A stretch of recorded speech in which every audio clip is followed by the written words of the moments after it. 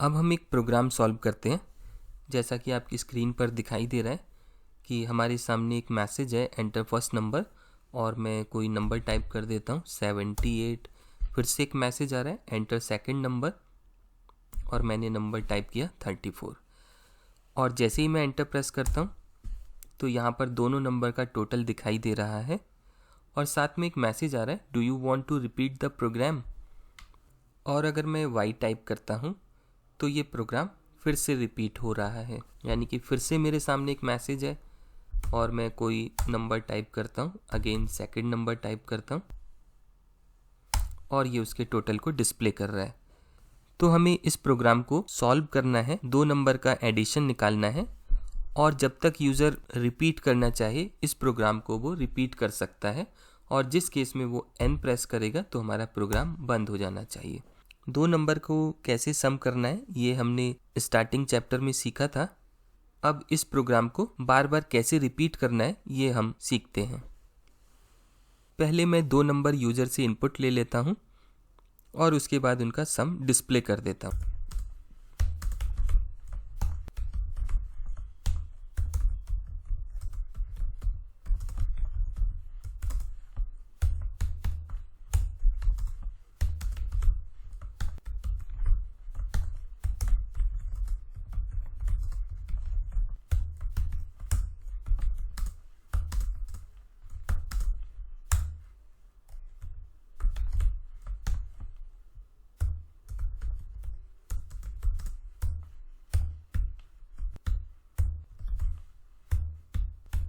पहले मैं इतने प्रोग्राम को टेस्ट कर लेता हूँ।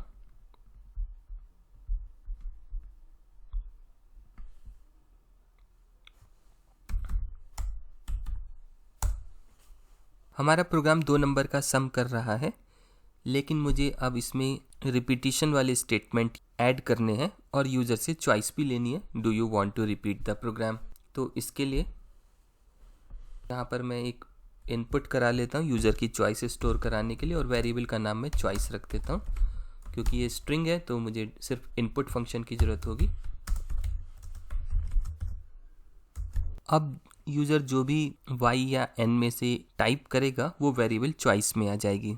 क्योंकि इन पीस ऑफ कोड्स को मैं रिपीट करना चाहता हूँ तो मुझे एक लूप की ज़रूरत है, तो मैं ये सारे कोड्स एक वाइल लूप में रख देता हूँ।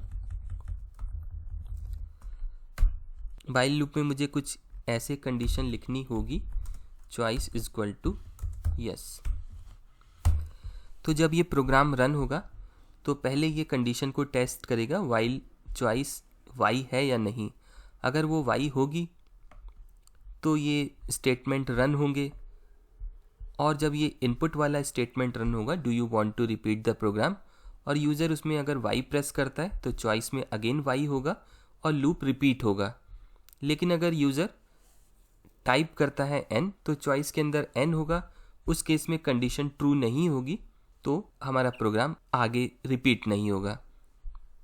तो इस प्रोग्राम को मैं रन करता हूँ, लेकिन जब आप इसे रन करेंगे तो ये एक एरर मैसेज देगा। तो देखते हैं वो क्या एरर मैसेज है। वाइल लूप में आप देख रहे होंगे यहाँ पर एक एरर आ रही है, choice equal to Y, name choice is not defined. तो इस एरर का क्या मतलब है कि चॉइस वेरिएबल जब हम पहली बार कंपेयर कर रहे हैं वाई है या नहीं, लेकिन हमने उसे असाइन नहीं किया है, यानी चॉइस के अंदर हमारे पास कोई डेटा नहीं है लेकिन हम उसे कंपेयर कर रहे हैं कि उसके अंदर y है या नहीं। तो इसे फर्स्ट टाइम यूज़ करने से पहले आपको इसे कोई इनिशियल वैल्यू देनी ज़रूरी है। तो मैं इसे चॉइस के अंदर फिर से चॉइस के अंदर y डाल देता हूँ, ताकि ये लूप पहली बार में रन हो और नेक्स्ट टाइम यूज़र डिसाइड करे कि उसे रिपीट करना है या नहीं। तो अब इस प्रोग्राम को रन करते हैं। तो देखिए अब ये कैसे काम कर रहा है। Enter first number 45, enter second number 40। तो अब इसने टोटल ठीक डिस्प्ले कर दिया और साथ में मैसेज भी आ रहा है, do you want to repeat the program. तो अगर अब मैं प्रेस करूँगा यस वाई तो ये फिर से रिपीट हो रहा है, और ये मैं कोई नंबर डाल रहा हूँ और वो उसका टोटल फिर से डिस्प्ले कर रहा है। इसकी अगर मैं अब प्रेस करूँगा N तो ये आगे रिपीट नहीं करेगा।